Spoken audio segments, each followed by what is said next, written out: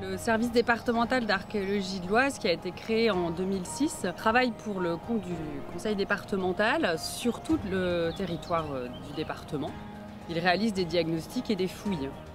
Et il a aussi d'autres missions qui sont de conserver, de préserver le patrimoine et puis de le mettre en valeur. Donc le premier volet, comme je l'explique, c'est de fouiller, de découvrir. Le deuxième volet, c'est de conserver le patrimoine qu'on va découvrir, qu'on va mettre au jour, en le restaurant éventuellement pour le transmettre aux générations futures. Et puis il y a tout un volet de valorisation qui passe par des conférences, par des articles, par des animations. Ici, nous sommes en train de faire un diagnostic archéologique qui est un volet de l'archéologie préventive.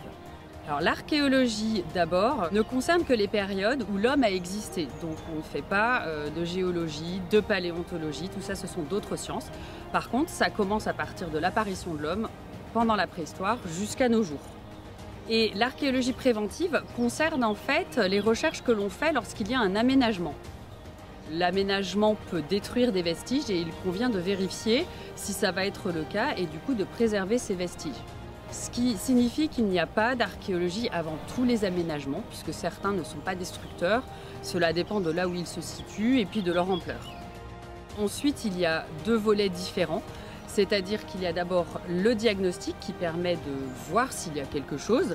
On essaye de voir d'abord s'il y a des vestiges, quelle est leur nature, quel est leur état de conservation, quelle est leur datation. Et ensuite, s'il y a quelque chose, éventuellement y avoir une fouille, qui là est un décapage total de la parcelle et on fouille vraiment un site. Nous sommes à Pimpré et nous réalisons un diagnostic archéologique parce que dans le cadre du projet du canal Seine-Nord-Europe, ils vont construire une plateforme multimodale et donc il convient de vérifier s'il y a des vestiges. Pour le moment, nous n'avons pas trouvé grand-chose. Mais il y a encore pas mal de tranchées à faire. Et comme vous le voyez, un diagnostic, cela consiste à réaliser de grandes tranchées, tous les 20 mètres, qui font 2 mètres de large, pour vérifier s'il y a des vestiges. Évidemment, dans un milieu plus urbain et plus contraint, les sondages vont être différents, ils vont être plus petits, pas du tout espacés de la même manière. Avec tous les indices qu'on va récolter sur le terrain, les photos, les dessins, toutes les informations qu'on a réussi à trouver sur le site. Nous allons réaliser un rapport. À partir de ce rapport, il sera décidé s'il faut faire une fouille complémentaire ou si on doit préserver carrément le site, ce qui est quand même très rare, ou si on modifie le projet pour préserver le site, ou si en fait il n'y a rien et donc on peut y aller. Voilà ce qu'est l'archéologie préventive.